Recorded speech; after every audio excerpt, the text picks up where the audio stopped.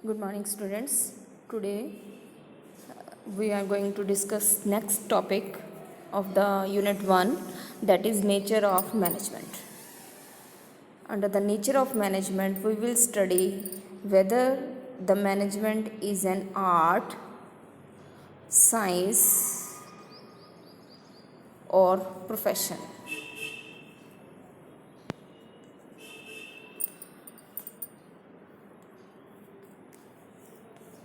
बेटे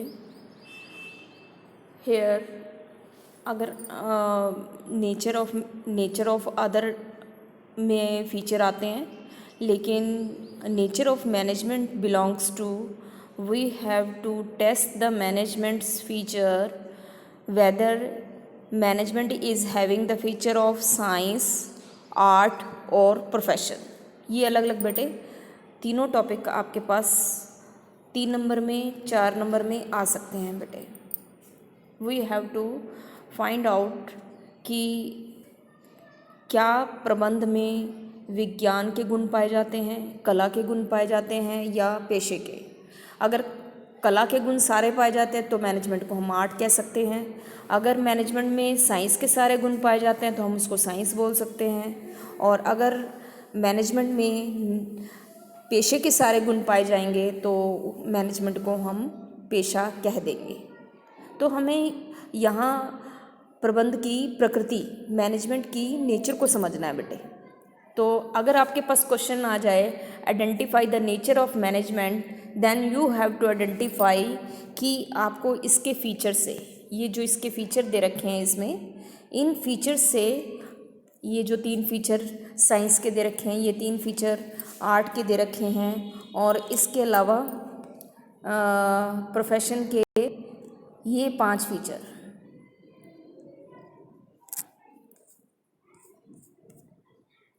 ये जो 5 फीचर इसमें प्रोफेशन के दे रखे हैं, इन 5 फीचर से हमें फाइंड आउट करना होगा कि मैनेजमेंट को हम आर्ट कहेंगे, साइंस कहेंगे या प्रोफेशन कहेंगे. तो learn all the features of art, science and profession as it is given in the NCERT. Okay बेटे, NCERT में आप मिला के देख लो, सेम यही टॉपिक थोड़ा अनराज करके दिया हुआ है, बहुत ज़्यादा एक्सप्लेन किया हुआ है. इतनी ज़्यादा एक्सप्लेनेशन की इसमें ज़रूरत नहीं है. आप इसको इतना भी याद कर लोगे, इतना भी सफिशेंट है. बट आई एम रिपीटिंग कि अगर आप, ये इसका निचोड़ है जो आपको NCERT में दे रखा है. तो NCERT में आर्ट के फीचर अलग एक्सप्लेन कर रखे हैं और testing of management as an art अलग दे रखा है. तो बच्चे गुमराह से हो जाते हैं कि क्या याद करें क्या ना याद करें. तो आप इस टॉपिक को यहाँ से याद कर लोगे, दैट इज़ सफिशेंट. ओके बेटे, तो सबसे पहले हम बहुत स्मॉल टॉपिक्स शुरू कर रहे हैं कि हम ये टेस्ट करेंगे कि मैनेजमेंट आर्ट है या नहीं है. सबसे आसान, ठीक है बेटे. तो आर्ट में पहले तो आर्ट का मीनिंग करना पड़ेगा बेटे. Art is the practical application of acquired knowledge. जो हम काम सीखते हैं वो साइंस है. सीखने के बाद जब हम उसका प्रैक्टिकल एप्लीकेशन करते हैं, जो हमने नॉलेज गेन की है उसको हम यूज़ करके कोई काम कर रहे हैं, that aspect of doing the work is known as art. Okay, तो हमें टेस्ट करना है कि आर्ट के ये तीनों फीचर मैनेजमेंट में है या नहीं है. फर्स्ट तो मैनेजमेंट का आर्ट का फीचर क्या होता है कि एग्जिस्टेंस ऑफ थ्योरेटिकल नॉलेज, कि आर्ट में कुछ व्यवस्थित ज्ञान होता है, कुछ थ्योरेटिकल उसके प्रिंसिपल और थ्योरीज होती हैं, बुक्स होती हैं, जिनके द्वारा हम उस आर्ट के नॉलेज को गेन कर सकते हैं.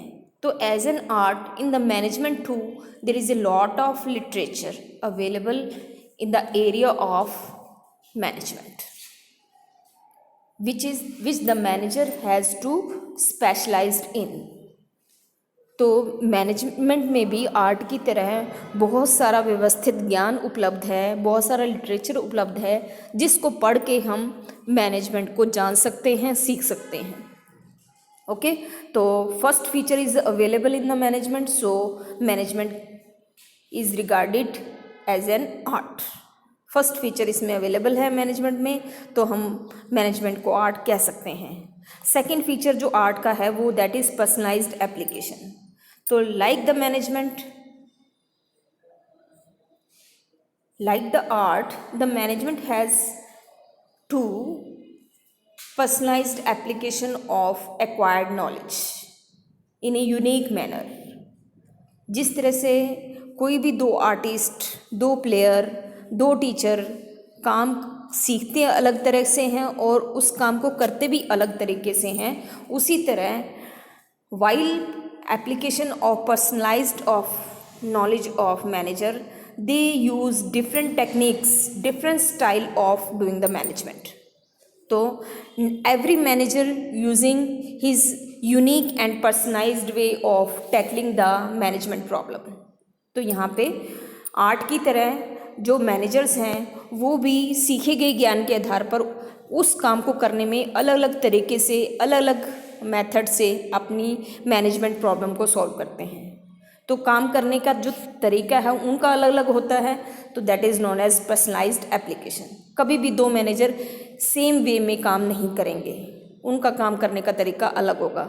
तो जैसे आशा भोसले हैं और लता मंगेशकर हैं, दोनों बहनें हैं, दोनों ने संगीत सीखा है, लेकिन दोनों का गाने का तरीका अलग अलग है। इसी तरह मैनेजर भी संगीत को हम कला कहते हैं, तो हम कह रहे हैं कि मैनेजमेंट भी कला है।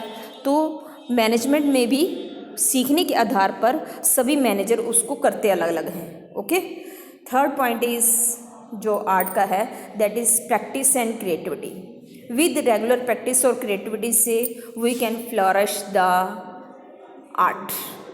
Likewise management satisfy this criteria too. A manager gain the experience through the regular practice and he may become effective manager with the use of creativity. तो as an art, management satisfy all the features of art.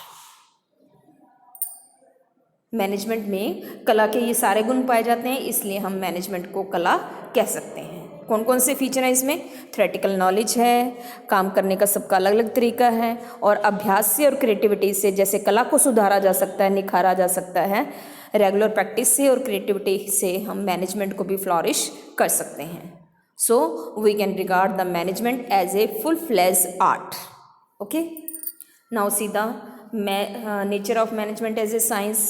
You have science, मैंने बताया क्या है, science is a systematic body of knowledge. ये एक व्यवस्थित ज्ञान है जो क्रमबद्ध तरीके से किया जाता है। ठीक है बेटे, तो like the science, management is a systematic body of knowledge, it has is own principle and theories, so we can management regard as a science.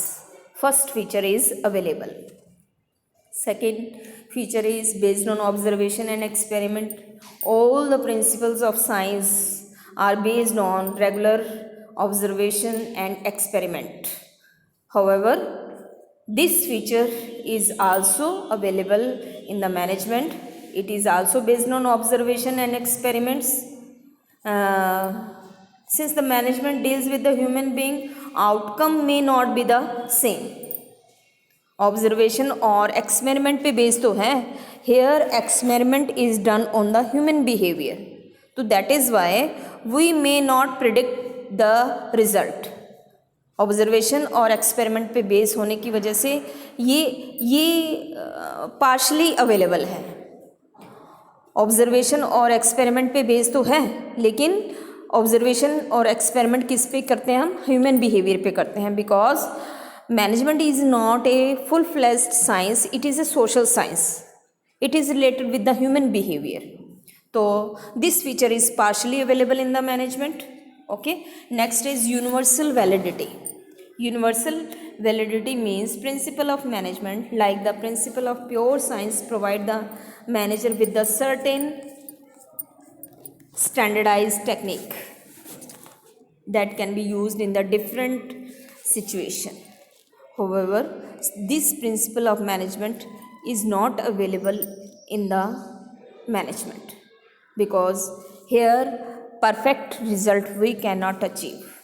Universal तो है, लागू तो हर जगह किया जा सकता है, because everywhere there is a जो मैनेजमेंट प्रिंसिपल हैं, they are applied on human behaviour, but we cannot may not be certain we are having same result in all situation, because human behavior is changeable with the need, time, situation and environment.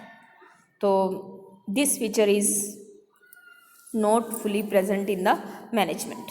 तो sir सिर्फ आपका first feature है, तो on the observation while testing the nature of management as a science, we may conclude that, conclusion इसमें जरूर याद करेंगे बेटे, conclusion is that कि मैनेजमेंट साइंस तो है but it is not pure science like physics and chemistry. तो ये फिजिक्स एंड केमिस्ट्री की तरह प्योर साइंस नहीं है, it is a social science based on human behaviour. Okay बेटे, आज आप इतना याद करें. आज मैंने 2 टॉपिक क्लियर किए हैं इसके, मैनेजमेंट नेचर में as a science, as an art. तो इससे बुक से रीड करना, कोई दिक्कत हो तो कल पूछना बेटे. हैव ए नाइस डे करना है, ठीक है. हैव ए नाइस डे बेटा.